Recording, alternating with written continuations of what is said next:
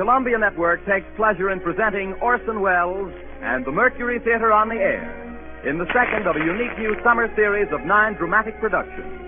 The first time in its history that radio has brought to the country an entire theatrical institution. Columbia is proud to welcome Orson Wells to its roster of stars and to give him the opportunity of bringing to the air those same qualities of vitality and imagination that have made him the most talked-of theatrical director in America today.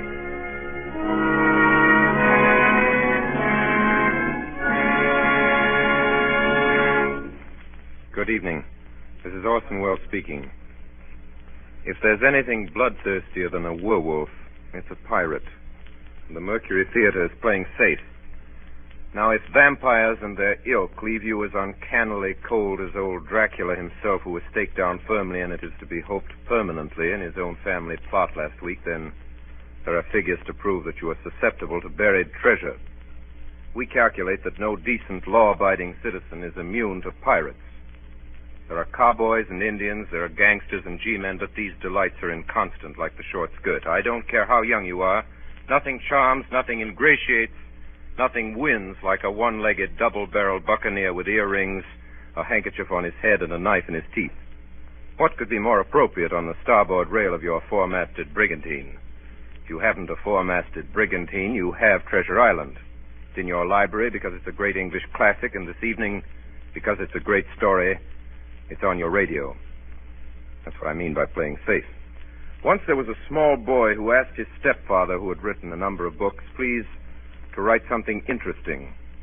The stepfather, seeing his point, immediately contributed a serial to something repugnant called Young Folks, a periodical circulated among that section of the English nation known as Tiny Tots, who were very prevalent in the 80s. The name of the serial was The Sea Cook by Captain George North, and if the Tiny Tots didn't think it was interesting, they should have been boiled in oil. The story was begun, the stepfather says, on a chill September morning by the cheek of a brisk fire and the rain drumming on the window. The small boy himself helped a lot, even though Captain North got the credit, and so did a third and equally incurable small boy, the author's father. They drew a map first, the chart of an island showing very queer and wonderful attractions, Spyglass Shoulder, for instance, and Skeleton Island, and the North Cache with the bar silver, and then on that chill September morning, by that brisk fire of theirs, the three plotters buried their plunder, doubloons and louis d'or, gold and silver and rich jewels and pieces of 8. That's why the story was finally called Treasure Island. It's foolish to guess who's tuned in on this broadcast, but if in some way, while we were retelling this story, hoped devoutly that he, who the Samoans laid to rest in the hills of their own faraway Treasure Island and who is still known out there only as the great teller of tales, would not wish tonight as he did, so unaccountably at first, to suppress the real name of Captain George North. The small boy, of course, should have been decorated. It's a better world because he asked for something interesting. But then he was lucky. There are millions and millions of small boys. But only one of us had Robert Louis Stevenson for a stepfather.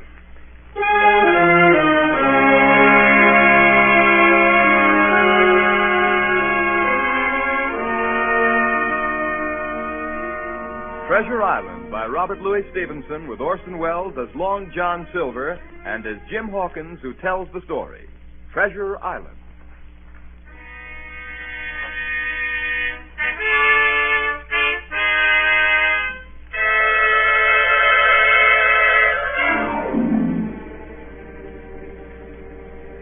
Squire Trelawney, Dr. Livesey, and the rest of the gentlemen having asked me to write down the whole particulars about Treasure Island from the beginning to the end, keeping nothing back but the bearings of the island, and that only because there is treasure not yet lifted, I take up my pen in the year of grace 1783 and go back to that time 19 years ago when my father kept the Admiral Benbow Inn and the brown old seaman with a saber cut first took up his lodging under our roof. I was 14, but I remember him as if it were yesterday. 15 men on a dead man's kiss. Mother called to me from upstairs. Yes, Mother? Jim, there's a man coming up the road. Go out and see what he wants. He came plodding to the inn door. his sea chest following behind him on a hand barrow.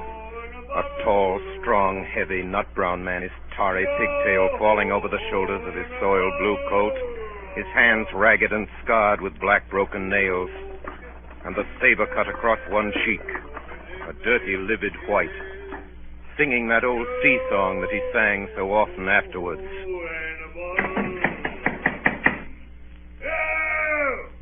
Open up in there. Now then, boy. Yes, sir. What do you call this place? The Admiral Benbow Inn, sir. Admiral Benbow, eh? Nice, lonely-looking, pleasant-situated grog shop. Folks don't come here much, do they, boy? Not much company? No, sir. More's pity. No? Well, then it's the berth for me. I'm a plain man, rum and bacon, eggs, all I want, and that head up there for to watch ships off. I have a mind to stay here a bit. Here, you matey. You with the wheelbarrow. Bring up alongside. Help up my chest. You two boys, heavy. Yes, sir. Call me Captain, boy. Captain. Yes, Captain. Just one thing more. Yes, Captain? You ain't seen him, have you? No, sir. Who do you mean? Along the road, maybe. You might have seen him somewheres you can't tell. Let me know if you do, boy. A seafaring man. Yes, sir. With one leg. Yes, sir. Captain! Yes, Captain. Bring me a noggin of rum, boy.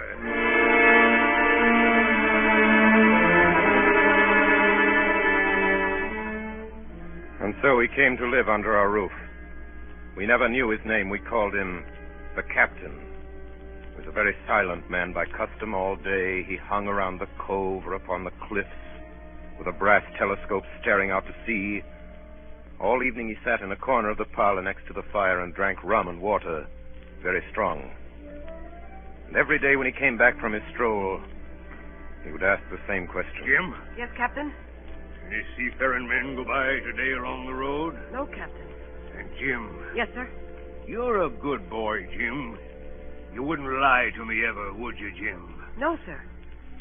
You haven't seen him, have you, Jim? Jim, there's a silver fourpenny for you on the first of every month if you'll keep your weather eye open for a seafaring man with one leg. Let me know the moment you see him, won't you, Jim? A seafaring man with one leg. How that personage haunted my dreams. On stormy nights when the wind shook the four corners of the house and the surf roared along the cove and up the cliffs, I could see him in 1,000 forms. Now the leg would be cut off at the knee, now at the hip. Now he was a monstrous kind of a creature who had never had but one leg, and that in the middle of his body.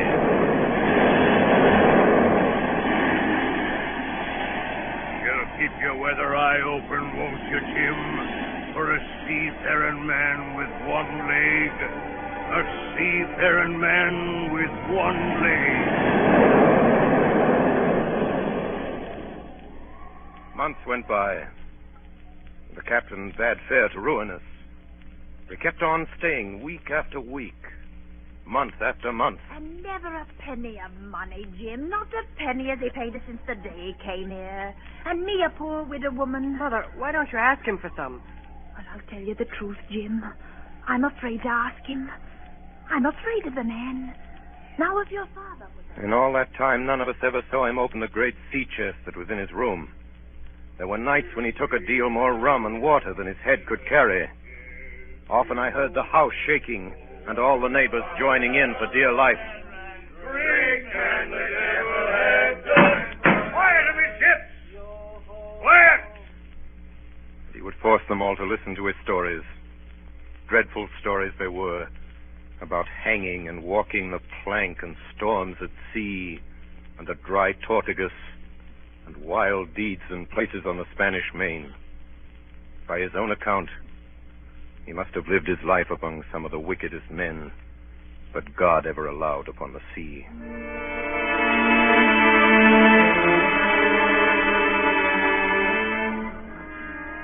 The captain had been living with us almost a year when there occurred the first of the mysterious events that rid us at last of his presence. It was one January morning, very early, a pinching, frosty morning, the captain had risen earlier than usual and set down the beach with his telescope under his arm. My mother was upstairs, and I was lying the breakfast table against the captain's return when the parlor door opened and a stranger stepped in. Sonny, come here, Sonny. Is this table for my mate Bill? I don't know you, mate Bill. I'm laying this for a man who stays in the house. We call him the captain. Well, my mate Bill would be called the captain, like as not. Now, we'll put it for argument like that your captain's got a cut on one cheek. And we'll put it, if you like, that cheek's the right one, eh? Well, God save me, there he is now. There's my mate Bill. That's him with a spyglass under his arm. Bless his old heart, to be sure. You and me'll just get back behind the door, Sonny. And we'll give Bill a little surprise, we will. Bless his heart, I says again. On a dead man's chest. Yo.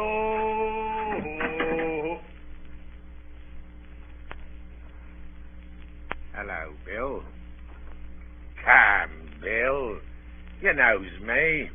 You knows an old shipmate, Bill, surely. Black dog. Black dog as ever was. Bill. We've seen a sight of times, us two. So you run me down. Here I am. Well, speak up. What is it? That's you, Bill. You're in the right of it, Billy. I'll have a glass of rum from this dear child here, what I've took such a liking to. And we'll sit down, if you please, and talk square like old shipmates. Sit down, Bill. And you, Sonny, get out. Yes, sir. And none of your keyholes on me, do you hear? For a while, I could hear nothing but a low gabbing. Suddenly, the voices began to grow higher. No. And an end on it. If it comes to swinging, swing all. Say aye!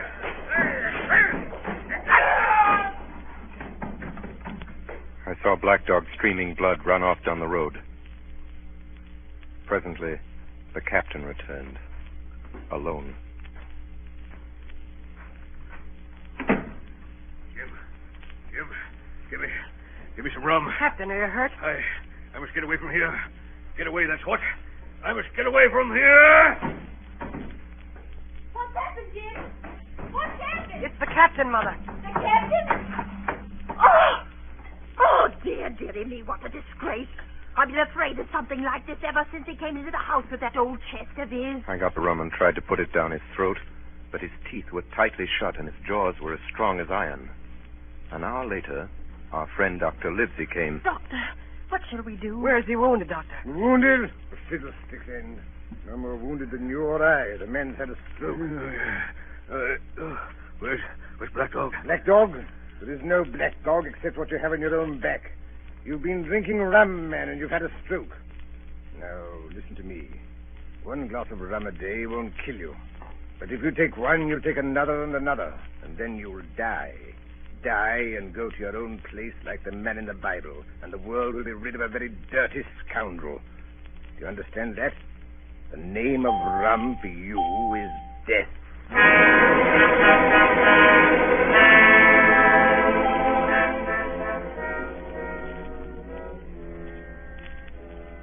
About noon the next day, I stopped at the captain's door with some medicine. Who is it? It's me, Jim. Come in, Jim. Come in. He was lying very much as we'd left him. Jim, you're the only one here that's worth anything. You know I always been good to you. Never a month but I've given you a silver fourpenny for yourself. Now you see, mate, I'm pretty low and deserted by all. Jim, you'll bring me a noggin of rum, won't you, matey? But the doctor... Doctors is all swabs! Don't have a drain of rum, Jim. I'll have the horrors. I've seen some of them already. I've seen old Flint in the corner there behind you, as plain as print. I've seen him. Jim, I'll give you a golden guinea for a noggin. When I brought it to him, he seized it greedily and drank it out. That's some better, sure enough. Now, matey, did that doctor say how long I was to lie here in this old berth? Why, a week at least. Oh, thunder, a week! I can't do that. They'll have the black spot on me by then. The lubbers is going about getting the wind of me this blessed moment.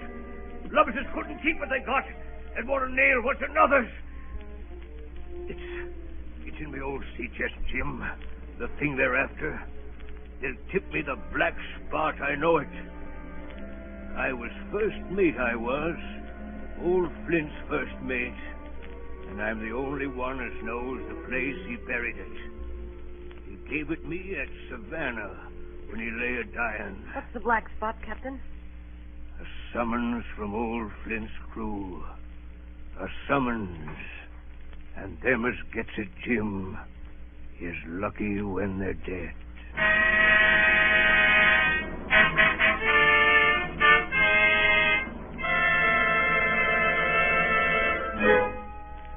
So, a week went by. And then, about 3 o'clock of a bitter, foggy, frosty afternoon, I saw someone drawing slowly near along the road. He was plainly blind, for he tapped before him with a stick, and he wore a great green shade over his eyes and nose, and he was hunched as if with age or weakness, and wore a huge old tattered sea cloak with a hood.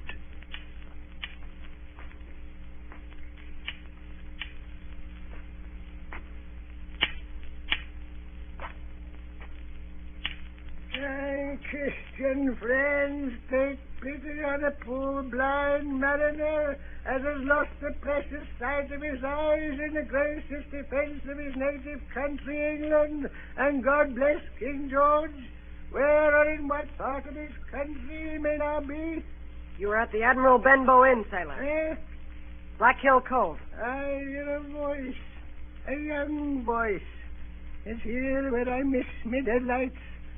Will you give me your hand, my kind young friend, and lead me in to the captain? I held out my hand, and the horrible, soft-spoken, eyeless creature gripped it in a moment like a vice. No, boy. Take me in to the captain. Sir, upon my word, I dare not. You She's been... heard me. Take me in straight. Oh! Will you take me into the captain? Yes, sir. Good. And when I'm in view, say to him, he's a friend for you, Bill Bones. If you don't, I'll twist your arm right out of your body. Do you hear? Yes, sir. Stash, you passer, damn you. Now, forward march.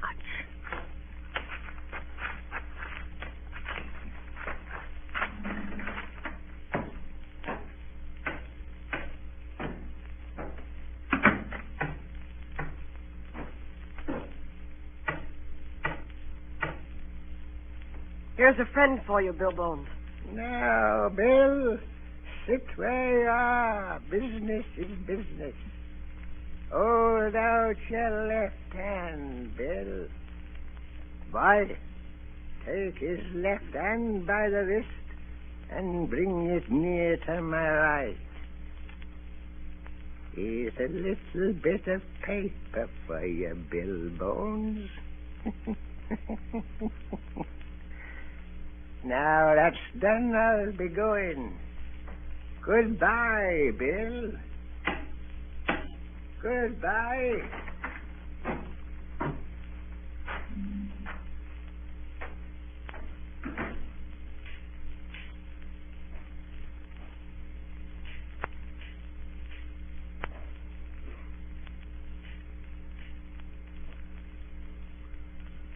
Jim? Yes, Captain? What time is it, Jim? 10 o'clock. 10 o'clock. 10 o'clock, 6 hours. We'll daddle 'em yet, Pew and Black Dog and Long John Silver. The whole crew of 'em will... Captain. Captain. Captain! Captain! The captain was dead. And there we were, my mother and I, a woman and a boy of 14, alone at night in the house with the dead captain's body on the parlor floor. Oh, this money he does. A whole year, never a penny from him. And me a poor widow. But, Mother, if Black Dog comes back or the blind man... Black Dog fiddlesticks. There's something in that old chest of his upstairs that's rightfully mine. And we'll have that chest open if we die for it. Mother, Close the blinds, Jim. We don't want anybody watching us from the outside. We have to get the key off him. Look, Mother. Look. On the floor, close to the dead man's hand, there was a little round of paper, blackened on one side. The black spot. I took it up and found... You have till 10 tonight. 4 hours. Now, Jim, find that key. I felt in his pockets one after another. Perhaps it's round his neck. Here, open his shirt. There, sure enough, hanging on a bit of tarry string, we found the key. Then my mother got a candle in the bar, and holding each other's hands, we went upstairs to his room. Give me the key, Jim. Now then. Oh, nothing in here. Not a thing of value, not a penny. Mother, look. There, before us, lay the last things in the chest. A bundle tied up in oilcloth looking like papers, and a canvas bag that gave forth at a touch the jingle of gold. You see, Jim, I knew we'd find it. But I'll show these rogues that I'm an honest woman. I'll have me doing not a farthing over. Here, Jim, hold this bag. The coins were of all countries and sizes, doubloons and louis d'or, and guineas and pieces of 8. Mother. What is it, Jim? Mother, listen.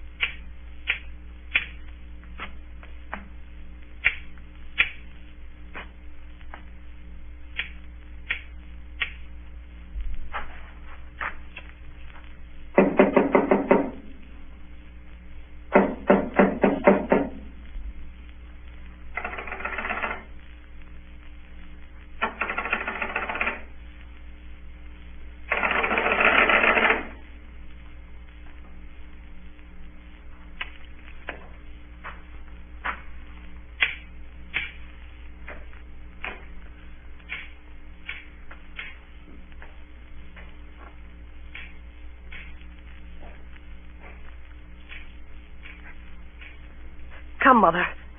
Mother, take the hole and let's be gone. No, I'll have me do, Jim, and no more. But, Mother, you heard him. That was the blind I man. know what I'm doing. I know the right. But, Mother, you don't know. Oh, dear.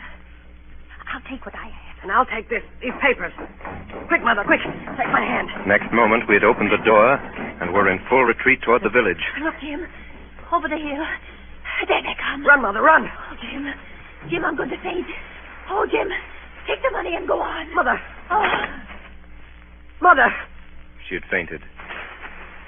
I managed somehow to drag her down the bank into the shadow of the ditch.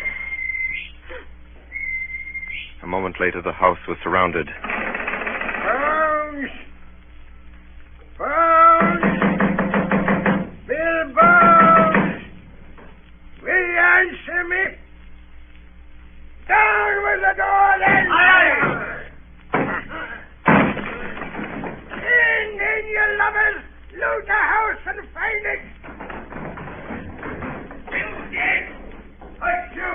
Bill's dead! That's him, you shirking lovers! And the rest of you locked and get the kid! It was a good thing my mother had fainted, or she would have had to watch with me while our poor house was pulled apart and smashed. Whatever it was they were after, they did not find it. Well, is it there? The money's there! Jim. What is it, Jim? What are they after? The map, Mother. Flint's map. Right, you! That's the signal! Tell him that! Hold on, you sneaks! It's in the house, you know it is! Shiver my soul if I had my eye! The signal, too! The signal! You dogs! You had your hand on hundreds, on thousands. Are you giving up now? You'd be as rich as kings if you could find it, and you know it's there, and you stand there skulking. There wasn't one of you there, face Bill, and I did it. A blind man, and I had to lose my chance for you. I'm to be a poor crawling beggar spongy for rum when I might be rolled in a couch. If you had the pluck of a weevil in a sea biscuit among the lot of you. That's the last signal! Get out! Doc! Black dog! Johnny! Dirk! You won't Don't leave old Bill, mate. Not old Bill. Johnny. Black Dog. Don't leave old Bill. Not old Bill. Not old Dog. Bill, mate.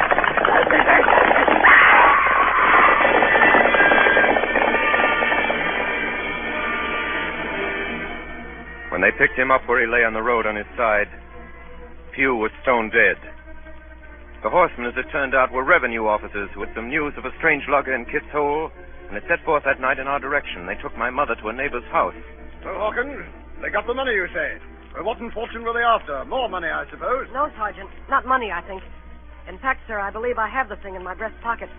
And to tell you the truth, I should like to put it in safety. To be sure, boy, quite right. I'll take it. I thought perhaps Dr. Livesey... Yes, Dr. Livesey. Perfectly right, perfectly right. A gentleman and a magistrate. Doctor! Yes, sir. You have a good horse. Take this slide up behind you. Yes, sir.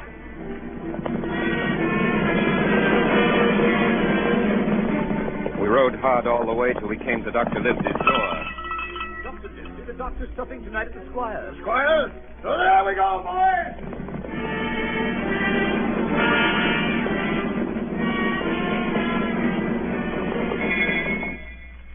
We'd arrived at the Squire's. He rose to meet us very stately and condescending. Come in, gentlemen. Good evening, Squire. Good evening, Dr. Livesey. Good evening to you, friend Jim. What good wind brings you here? Then the officer stood up straight and stiff and told his story. Sergeant, you're a very noble fellow. This lad Hawkins is a trampiper thief. Hawkins, ring that bell. Sergeant must have the mail. And so, Jim, you have the thing that they were after, have you? Here it is, sir. You've heard of this Captain Flint, I suppose, Squire? Heard of him? Heard of him, you say? He was the bloodthirstiest buccaneer that sailed. Blackbeard was a child to Flint. The Spaniards were so prodigiously afraid of him that I tell you, sir, I was sometimes proud he was an Englishman. Important to me is, had he money? Money! One of those villains after fat money. That we shall soon know. What I want to know is this.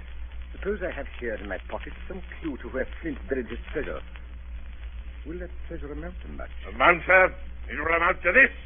If we have the clue you talk about, I bid out a ship in Bristol Dock and take you and Hawkins here along, and I'll have that treasure if I search a year, sir. Very well. Now, if Jim is agreeable, we'll open the packet. A map of an island with latitude and longitude and writing. Tall tree, spyglass shoulder, bearing a point to the north of northeast.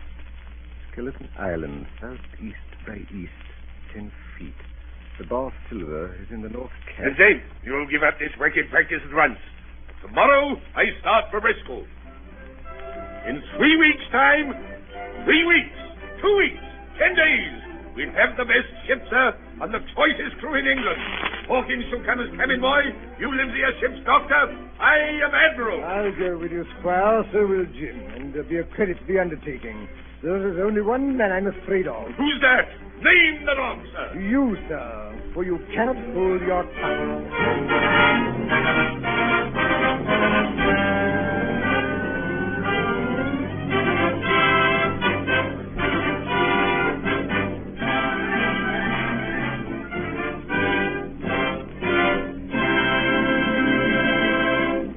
In a few moments, we shall be bound for Treasure Island with Dr. Livesey, Squire Trelawney, and Jim Hawkins. We pause now for station identification. This is the Columbia Broadcasting System. WABC, New York. Tonight, the Columbia Network is bringing you Orson Wells and the Mercury Theater on the air in Robert Louis Stevenson's Treasure Island. As Jim Hawkins was telling us, we are eager to leave the Benbow Inn behind and set out for the docks in Bristol.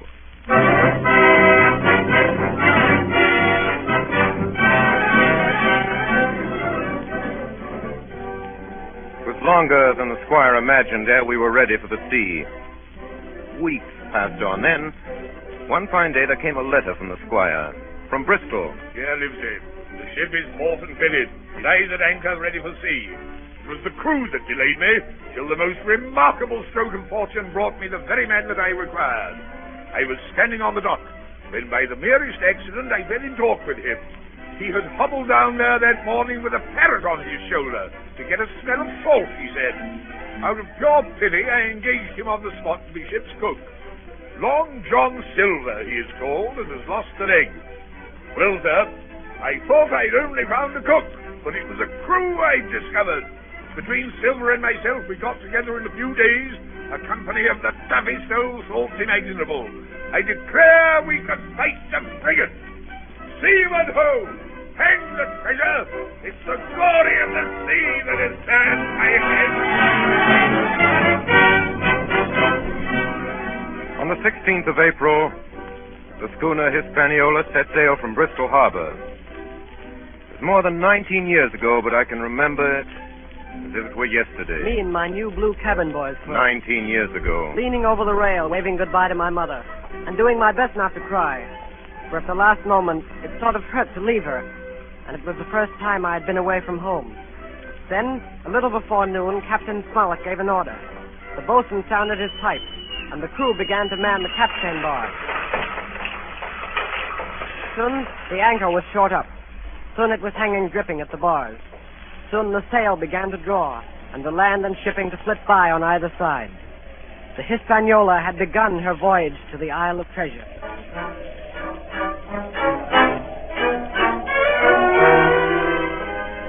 On the second day out, I made the acquaintance of our one-legged ship's cook, Long John Silver. Hey there, boy. Come in. Come on into Long John's galley. To tell you the truth, at the very first mention of Long John Silver in the squire's letter, I had taken a fear in my mind that this might be the very one-legged sailor that I had watched for all those months at the Benbow Inn. But one look at him was enough. I had seen Captain Bones and Black Dog and Blind Pew, and I knew what a buccaneer looked like. Very different from this clean and pleasant-looking sea cook. His left leg was cut off close to the hip, and under the left shoulder he carried a crutch, which he managed wonderfully, hopping about on it like a bird. Pieces of eight! Pieces of eight! Pieces of eight! Are you Mr. Silver, sir? Yes, me lad, such is my name to be sure. And you're Hawkins, eh? Nobody more welcome than yourself, me lad, in old John's galley. Sit down, hear the news. Your first trip to sea, Hawkins? Yes, sir. Well. Well, there's a lot of things you're going to learn before this here voyage is over. What do you think, Hawkins? And if there's anything you want to know, Hawkins, you just come to old John Silver and ask him, see? He'll tell you. His galley was as clean as a new pin. The dishes hanging up burnished, and his parrot in a cage in one corner. Yes, Captain Flint. I call my parrot Captain Flint. Yeah, the parrot after the famous buccaneer. Yes, Captain Flint, predicting success to our voyage. Wasn't you, Captain? Pieces of eight! Yeah, she's a powerful old bird, is Captain Flint. 200 years old if she's a day, and if anybody's seen more wickedness, it must be the devil himself. She sailed with England, the great Captain England, the pirate, on the old Walrus. It's Flint's old ship. As I've seen her muck with the red blood and fit to sink with gold. She's been at Madagascar and at Malabar and Suriname and Providence and Portobello. To look at her, you'd think she was a baby, Hawkins, but you smell powder, haven't you, Captain? Stand by to go back. And blood, eh, Captain? Put her amidship. Animal hands. And pieces of eight, eh, Captain? Pieces of eight. Pieces of eight. Pieces of eight. Pieces of eight. Pieces of eight. At the end of the third week, we left Madeira behind us. The ship proved to be a good ship. The crew seemed to be capable seamen.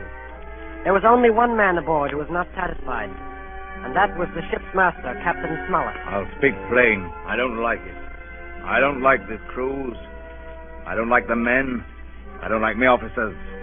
That's short and sweet. But nobody paid much attention to him. Every man on board seemed well content. Double grog was served on the least excuse. There was duff on odd days, and always a barrel of apples standing broached in the waist, for anyone to help himself that had a fancy. Never knew good come of it yet. Spoil folks' lands, make devils. That's my belief. We're not home again yet. But good did come of that apple barrel. It was about the last day of our outward voyage. Sometime that night, or at latest before noon of the morrow, we should sight the Treasure Island. Just after sundown, when all my work was over, I thought I should like an apple. I ran on deck. The watch was all forward, looking out for the island. I got into the apple barrel. Suddenly, I heard voices on deck. Look here, Barbecue. How long are we going to stand off and on like a blessed bumboat? Why, thunder, I want to go into that cabin, I do. I want their pickles and wine and their... How long? By the powers, the last moment I can manage, and that's how long. How many tall ships, think you, have I seen laid aboard? And how many brisk lads drying in the sun at Execution Dock? And all for this same Hurry, and Hurry, and Hurry. He's a first-rate seaman, Captain Smollett. Sails the blessed ship for us. We're all seamen aboard here, I should All think. forecastle hands, you mean? I know the sort you are. You're never happy till you're drunk. It's your long, John. I don't know what his treasure is, do I? No more to use as you, and here's this squire and doctor with a map and such. Well, then I mean this squire and doctor shall find the treasure for us and help us to get it aboard by the powers. After that... After that, what do we do with them, John Silver, after that? Well, what would you think we does with them? Put 'em ashore like maroons? Or cut 'em down like that much pork? Duty is duty, mate. Wait. Wait is what I says. When the time comes, why, let her rip. Land ho! What's that? What's that? Land ho!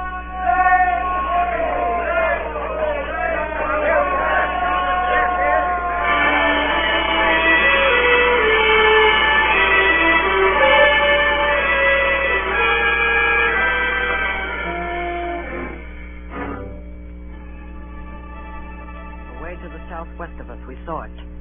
Treasure Island. 10 minutes later, we were gathered in the cabin. The squire, Dr. Livesey, the captain, and myself. Now, Hawkins, you have something to say. Speak up. I did as I was bid. I told them the whole story of Silver's conversation. When that was done, all three, one after another, and each with a bow, drank my good health. Then the squire rose. Captain Smollett, you were right and I was wrong. I own myself an ass. I await your orders, sir. Silver is a remarkable man. Here's the way I see it. We must go on because we can't turn back. And what I propose is that we don't wait for them to surprise us, but that we come to blows at our own time and when they least expect it. There must be some faithful hands left. Well, we must find out who they are. Jim Sher can help us more than anyone. The men are not shy with him, and Jim is a noticing lad. Hawkins, I put prodigious faith in you.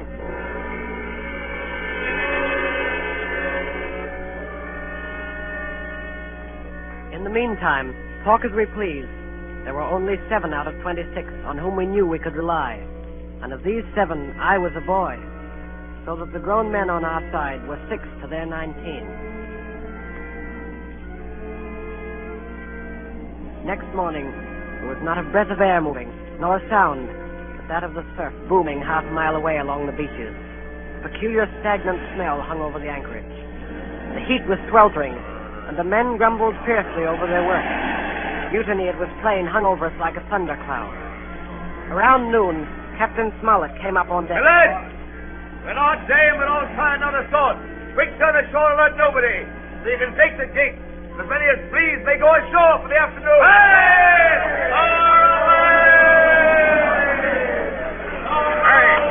wait a bit, man. What's the hurry? John Silver suspected a trick. Wait a bit, man. He hopped around the deck on his one leg. What's the hurry? Wait a bit, will you, man? Soon the party was organized. 6 fellows were to stay on board, and 13, including Silver, began to embark. Suddenly, I had a mad notion to go ashore, too. In a jiffy, I had slipped over the side and curled up in the foresheets of the nearest boat. No one took notice of me. The crews raced for the beach. No sooner had we touched shore than I leaped out and plunged into the nearest thicket. Behind me, I could hear John Silver's voice. Hey, Jim! Jim, my boy! Hey, Jim! Jim! Jim! Jim! John Silver was quick at his work. 2 faithful members of the crew were murdered on the island that afternoon. Only an hour after we landed.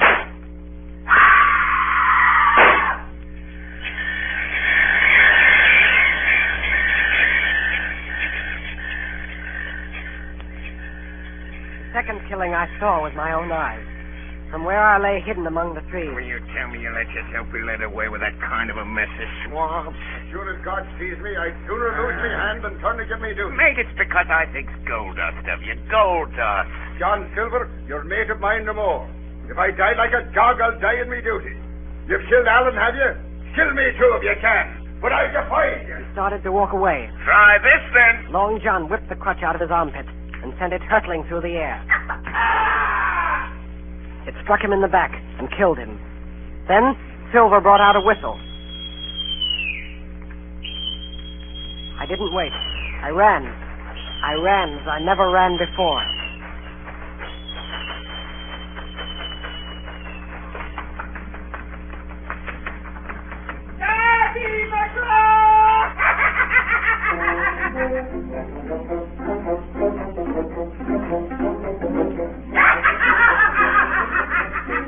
I looked up the side of a hill. Far above me, I saw something leap behind the trunk of a tree. It seemed dark and shaggy. I turned and began to run. Suddenly, the thing appeared in front of me, and running forward, threw itself on its knees before me, and held out its clasped hands in supplication. Who are you? I'm poor Ben Gunn, I am. I haven't spoke with Christian these 3 years. 3 years? Were you shipwrecked? No, mate, marooned. 3 years, lived on goats since then, and berries and oysters. Mate, my heart is sore for Christian diet. You mightn't happen to have a piece of cheese about you now? No? Well, many's a night I've dreamed of cheese, toasted mostly, and woke up again, and here I was. What'd you call yourself, mate? Jim. Jim? Jim. Yeah. Well, now, Jim, you wouldn't think I was rich to look at me, would you now? I know not in particular. Oh, well, but I am, Jim. I'm rich, powerful rich. Oh, Jim, you'll bless your stars, you will. You was the first that found me. Suddenly his eye fell on the Hispaniola lying far below us. Between it and the land was the jolly boat, with 5 men moving toward shore. But I could not tell if they were our men or the mutineers. Jim, tell me true. That ain't Flint's ship. It's not Flint's ship, and Flint is dead. There are some of Flint's hands aboard, worse luck for the rest of us. Not a man with one leg. Silver? Whoa! If you were sent for Long John... Oh! I'm as good as pork, I know it. I was in Flint's ship with John Silver when old Flint buried the treasure. He and 6 along, 6 strong seamen. They was ashore nigh on a week. And then one day here come Flint by himself in a little boat, and the 6 all dead. Dead and buried along with the treasure. How he done it, not a man of us could make out. I told him the purpose of our voyage and the predicament in which we now found ourselves. Oh, that Long John, he's a bad un. And you're all in a clove hitch, ain't you? Well, you just put your trust in Ben Gunn. Ben Gunn's the man to help you. You tell that to your squire, Jim. Ben Gunn's the man, that's what you say. And Ben Gunn says you has ideas of his own. Ah! Look at that. Far below us, we saw a Union Jack fluttering in the air above the woods. There's your friend, sure enough. More likely it's the mutineers. No, mate, Silver'd fly the Jolly Roger. That's your friend, sure enough, ashore in the old stockade made years and years ago by Flint. Whoa! What's that? That's the ship's cannon. They're shooting at the stockade. Come on. Wait a minute, Jim. Wait. Ben Gunn is fly. Rum wouldn't bring me down there. But remember, Jim, Ben Gunn's the man to help you. And when Ben Gunn is wanted, you knows where to find him. Just where you found him today. I started to run towards the flag. Hey, Jim! Jim! Yes, sir? Yeah, you won't forget that piece of cheese, will you, mate?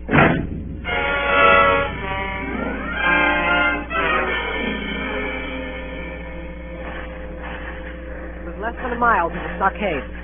It was heavy running through the woods. The shooting was getting louder. Suddenly before me, I saw a clearing. The smoke of muskets fired nearby. Hey there! Go, sir! Hey! Don't shoot, it's me! Who's me? Me! Jim Hawkins! It's Jim! A moment later, I was over the stockade among my friends. And soon afterwards, the firing ceased. The mutineers were saving their powder. The stockade was a good place, with a paling 6 feet high all around it. We could have held it against the regiment. And here Captain Smollett decided to stay and await our enemy's next move. I told Dr. Livesey and the squire about Ben Gunn. Hey! Flag a truce! Flag a truce! Who's that? Silver. Keep indoors, men. 10 to 1, this is a trick. Who goes? Stand or we fire. Flag of truce. Doctors, watch on the lookout. Dr. Livesey, take the north side, if you please. Yes. Jim, the east. Gray, west. The watch below, all hands to load muskets. Lively men, and careful. What do you want with your flag of truce? Captain Silver, sir, come to my term. Captain Silver? Why, you black-hearted scoundrel? Silence, sir. Silence. If you wish to talk to me, you can come, and that's all. If there's any treachery, it'll be on your side, and the Lord help you. That's enough, Captain. A word from you's enough. I know a gentleman, and you may lay to that. You'd better sit down. You ain't gonna let me inside, Captain? It's a main cold morning, to be sure, sir, to sit outside upon the sand. Oh, there's Jim, the top of the morning to you, Jim. Well, then you're all together like a happy family in a manner of speaking. If you've anything to say, my man, better say it. Right you were, Captain Smollett. Duty is duty, to be sure. Well, here it is. We want that treasure. We'll have it. That's our point. You just soon save your lives, I reckon, and that's yours. You have a chart, haven't you? That's as may be. Oh, well, you have. I know that. What I mean is, we want your chart. You give us the chart to get the treasure by, and I'll give you my affidavit upon my word of honor to clap you somewhere safe ashore. Is that all you have to say? Every last word, by thunder. Refuse that, and you've seen the last of me but musket balls. Very good. Now you'll hear me. If you'll come up one by one, unarmed, I'll engage to clap you all in irons and take you home to a fair trial in England. If you won't, as my name's Alexander Smollett, I've flown Miss Sovereign's colors, and I'll see you all to Davy Jones. You can't find the treasure. You can't sail the ship. And you can't fight us. I stand here and tell you so. And at the last good word you'll get from me. Now, out, me lad. Laugh! Laugh, by thunder, laugh. For an hour out, you'll laugh on the other side. And then the die'll be the lucky ones.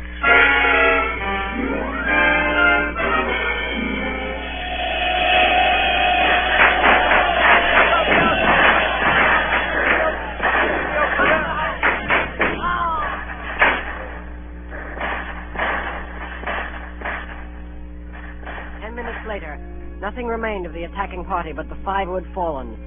4 on the inside and 1 on the outside of the palisades. The mutineers did not come back that night.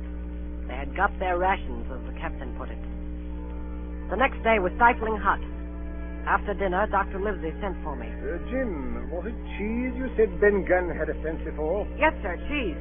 Well, Jim, just see the good that comes of being dainty in your food. You've seen my snuff box, haven't you? And you never saw me take snuff. The reason being that in my snuff box I carry a piece of Parmesan cheese. A cheese made in Italy, very nutritious. Well, that's for Ben Gunn. Oh, goodbye, my lad. Then he took up his hat and pistols, girt on his cutlass, put the chart in his pocket, and set off briskly through the trees. That afternoon, the blockhouse being stifling hot, and the little patch of sand inside the palisade ablaze with midday sun, and so much blood about me, and so many poor dead bodies lying around, a new idea came into my head. This was to swim out under cover of the night, cut the Hispaniola adrift, and let her go ashore where she fancied. The mutineers, after their repulse of the morning, had nothing nearer their hearts than to up anchor and away to sea. This, I thought, would be a fine thing to prevent. It was evening when I reached the east coast of the island.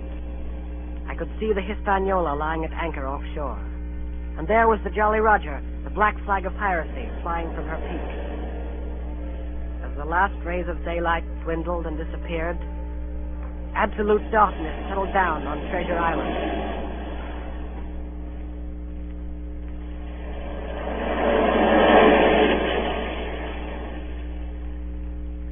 The next night I was back on land. I was proud of myself, and with good reason.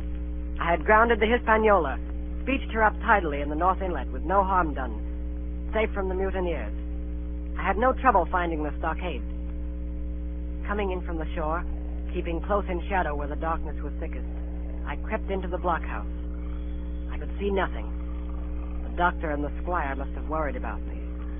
I should lie down in my own place, I thought, and enjoy their faces when they found me in the morning. I felt for a place to lie down. Piece of the bait! Piece of the bait! Out now! Piece of the bait! Out now! Bring a torch, Dick. Well, shiver my timbers. Jim Hawkins. Dropped in like, eh? Quite a pleasant surprise for poor old John. I've always liked you, I have, Jim, for a lad of spirit. I picked him my own self when I was young and handsome. Always wanted you to join my camp and take your share and die a gentleman. And now, my cock, you've got to. You can't go back to your own lot. Where are they? Now, where do you think, my son? Have you killed them? What do you think? Well, I'm not such a fool, but I know pretty well what I have to look for. But there's a thing or two I have to tell you. And the first is this. Here you are in a bad way. Ship lost, treasure lost, men lost. And if you want to know who did it, it was I.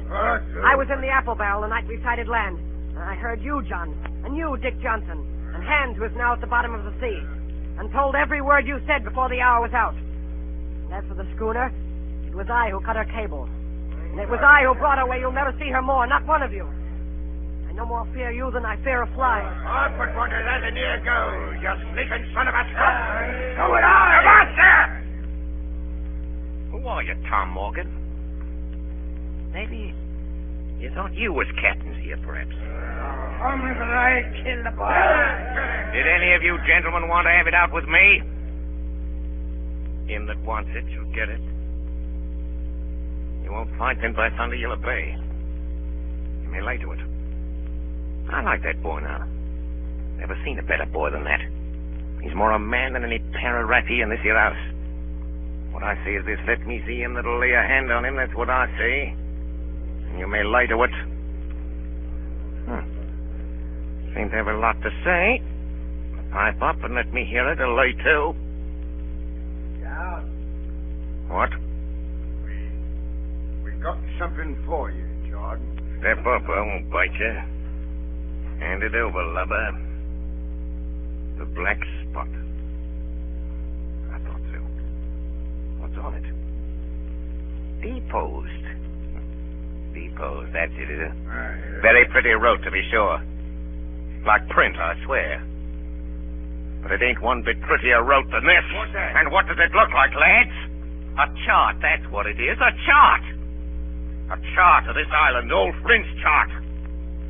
Now, what do you say to that? Yes, that's Flint, sure enough. That's it. Say, and a clovage to it, so we done ever. Silver's the man. Silver. Silver, Captain Leg. Barbecue forever. Barbecue for Captain. John Silver, the Captain.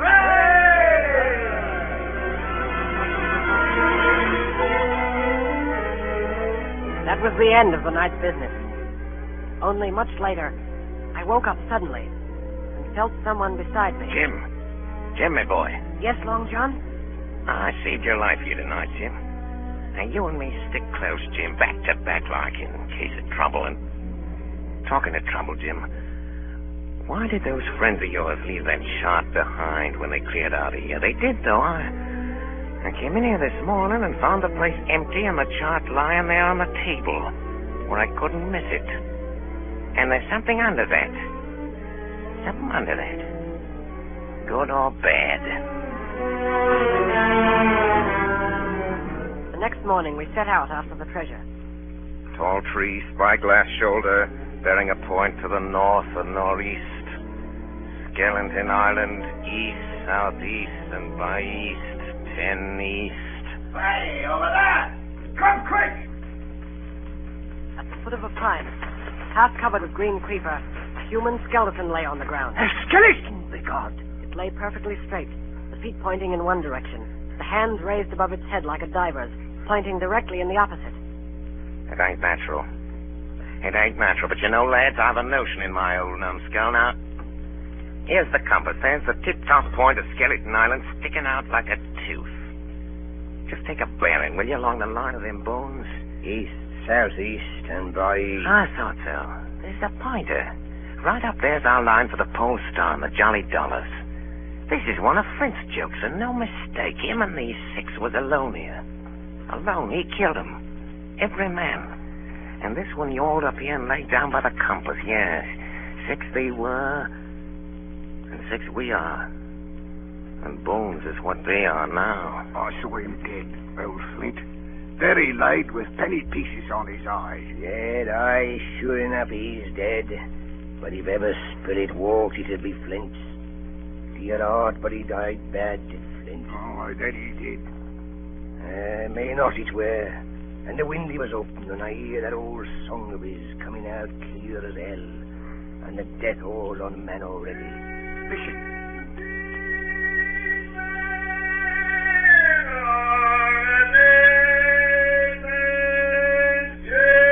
Do you hear what I hear?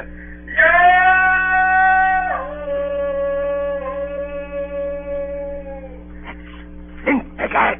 Old Flint! Oh, Lord.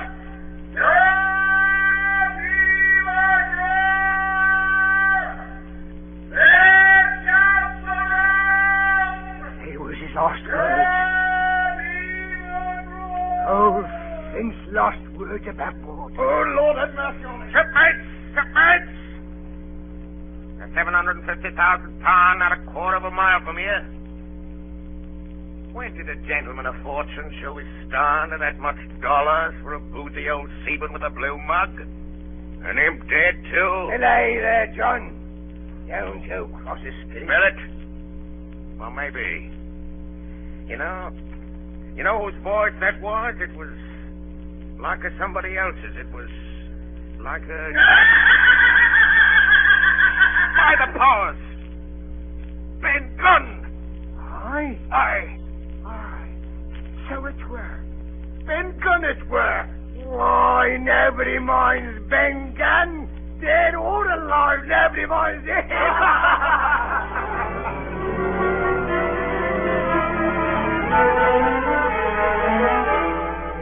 Spyglass shoulder, bearing a point to the northeast, Skeleton Island, southeast and by east, 10 feet. Hey, mate, here's the tall tree. The first of the tall trees was reached, and by bearing proved the wrong one.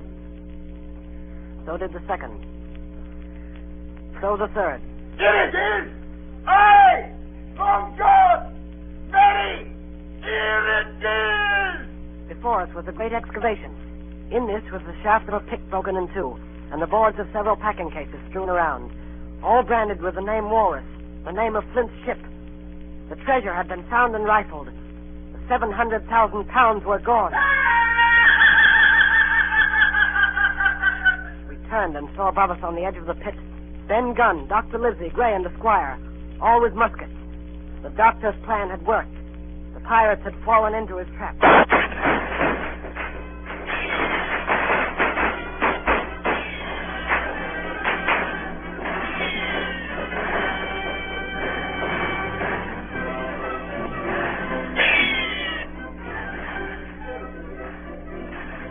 Silver, you're a prodigious villain and an impostor, sir. But you saved this boy's life, and I'll not prosecute you. But the dead men, sir, hang about your neck like millstones. Thank you kindly, sir. I dare you to thank me. It's a gross dereliction of my duty. Stand back! It took us 3 days to move the treasure from Ben Gunn's cave on board ship. On the 8th day of December, the Hispaniola reached Bristol. 5 men only of those who had sailed returned with her. Well, that was 19 years ago. All of us had an ample share of the treasure and used it, wisely or foolishly according to our natures. Captain Smollett is now retired from the sea. As for Ben Gunn, he got 1,000 pounds, which he spent or lost in 19 days, for he was back begging on the 20th. Silver vanished on the voyage one night off the coast of Mexico, and we heard no more of him. The bar silver and the arms still lie, for all I know, where Flint buried them. And certainly they shall lie there for all of me. Oxen and wain ropes would not bring me back again to that accursed island. The worst dreams that ever I have are when I hear the surf booming about its coast or start upright in bed, with the sharp voice of Captain Flint still ringing in my ears. Pieces of eight, pieces of eight, pieces of eight, pieces of eight, pieces of eight, pieces of eight, pieces of eight.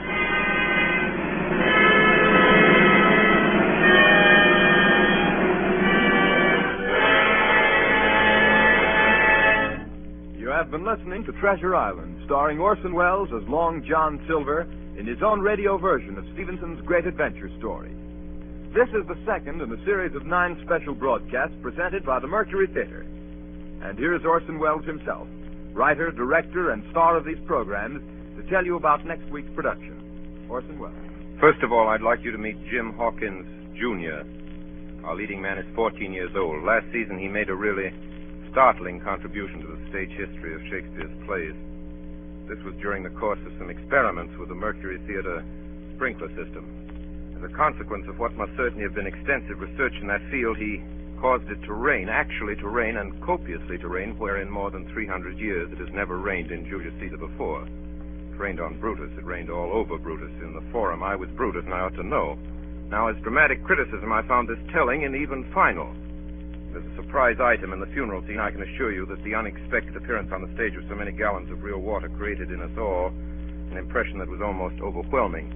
Our popular leading man says that he did it all with a match. I don't dare think what he'll do.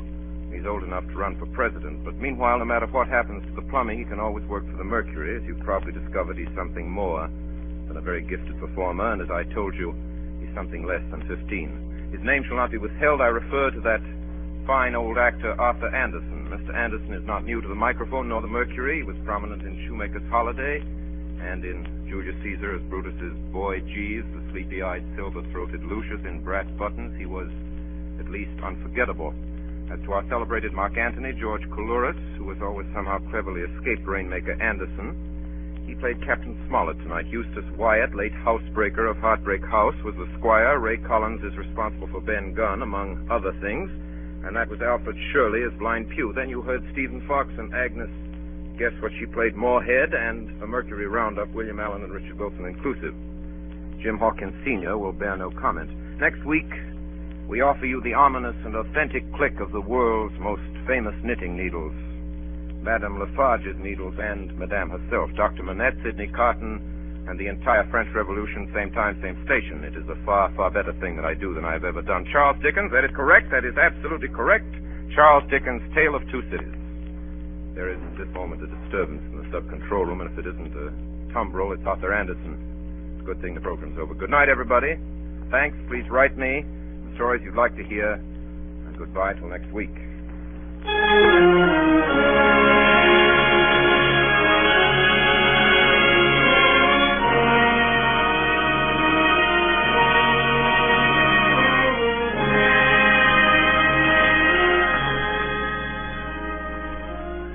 Remember, 9 o'clock Eastern Daylight Saving Time next Monday night for the Mercury Theater on the Air with A Tale of Two Cities by Charles Dickens. On tonight's production, Bernard Herrmann composed the original music and conducted, and Davidson Taylor supervised for the Columbia Network. Dan Seymour speaking. This is the Columbia Broadcasting System.